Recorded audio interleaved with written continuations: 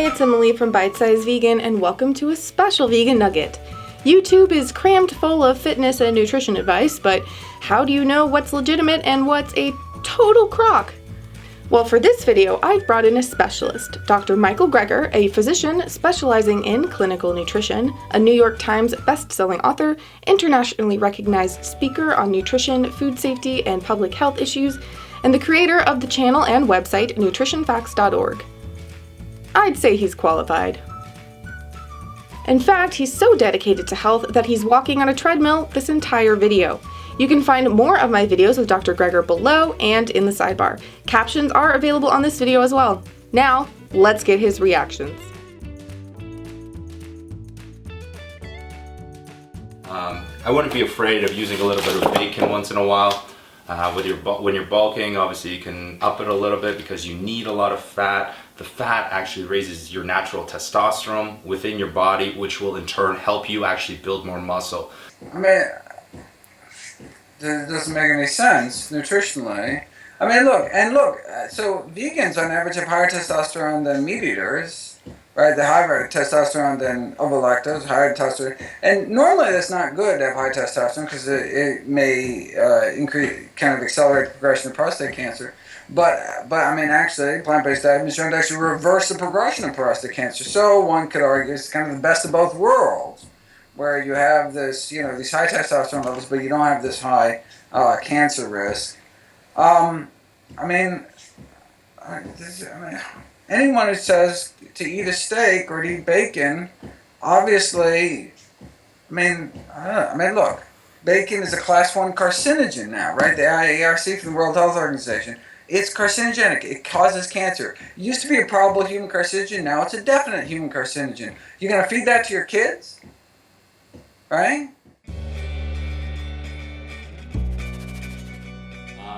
But what's actually good for fat loss that's lean to start off with is, number one, chicken breast. This is like the staple of fat loss. So, okay, well, let's put it to the test. If chicken breast was a staple of fat loss, people that eat a lot of chicken would weigh less, right? Actually, the exact opposite. And so, in fact, I have a video called Chicken Big, I think, where it talks about the single animal product most associated with weight gain over time is chicken. So more than steak, more than all these other, right? Chicken. So now, why? There's all sorts of potential reasons, and so I kind of go through the list. But I mean, so this is obviously someone who just has never looked at the literature. Look, it's not their fault. Maybe they have no access to the literature. There's paywalls behind a lot of this, but you can read an abstract. I mean, you go to PubMed and it's very clear, chicken associated with obesity, with weight gain over time. Chicken consumption was most associated with weight gain in both women and men, and it didn't take much. And compared to those who didn't eat any chicken at all, those eating about 20 or more grams of chicken a day had a significantly greater increase in their body mass index. That's around one chicken nugget or a single chicken breast once every 2 weeks compared to no chicken at all.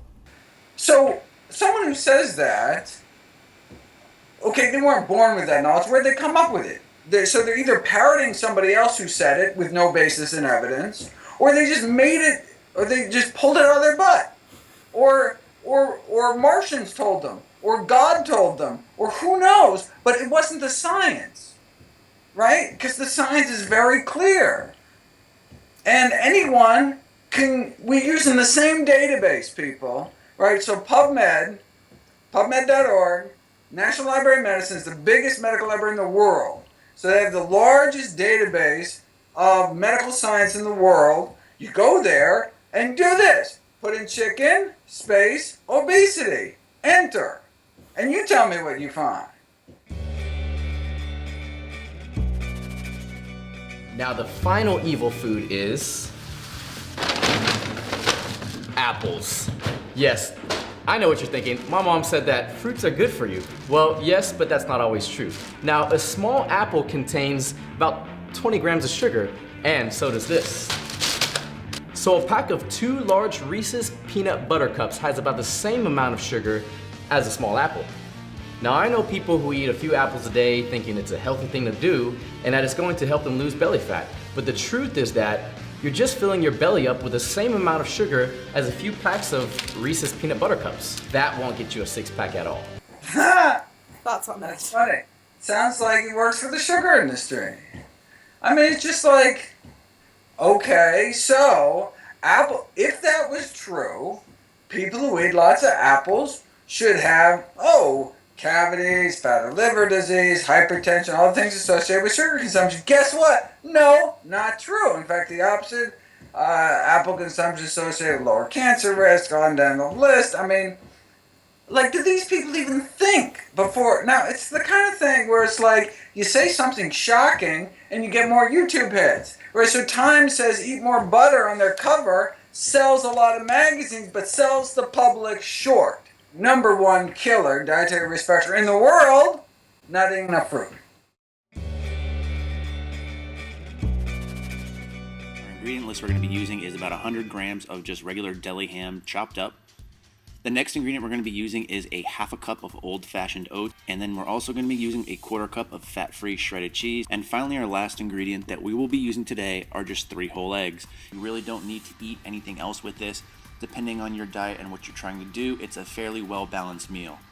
Well, the oatmeal is good. I mean, if by well-balanced they mean there's good stuff and then horrible stuff, then it's true. They have oatmeal, which is good, and everything else is horrible. Okay, there you go. You're balanced now. But wouldn't you just want to eat more of the healthy stuff? Right? Yes. I would think so. Now, but look, there's lots of reasons people eat. Health is only one of them, right? Some people think bacon tastes better than oatmeal and ham and omelets. As a physician, what more can I do? You like smoking? Smoke all the hell you want, right? But I can tell you as a physician, you come to me, I'm going to tell you, people in your situation who tend to continue to smoking suffer these consequences. People that, in your situation, that stop smoking tend to have these benefits. You want to eat ham? Eat ham. But these are the predictable consequences of your actions. What more can I do? I hope you enjoyed watching a medical doctor react to YouTube fitness nutrition advice. If you want to see how medical doctors can be just as careless with their nutrition counseling, check out this video here.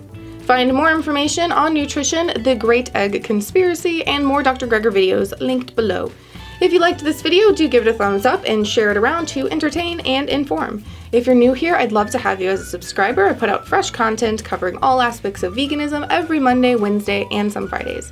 To help support Bite Size Vegan's educational efforts, please see the support links below or click the Nugget Army icon or the link in the sidebar. Now go live vegan, be careful who you get your nutrition advice from, and I'll see you soon. To be honest, I'd rather eat Reese's peanut butter cups than an apple. Since 2 Reese's peanut butter cups have about triple the calories of a small apple and have 14 grams of fat, and considering the ingredients list, which do you think is more fattening? An apple, which contains apple, or a Reese's peanut butter cup, which contains processed sugar, fat, processed sugar, fat, processed sugar, and more fat?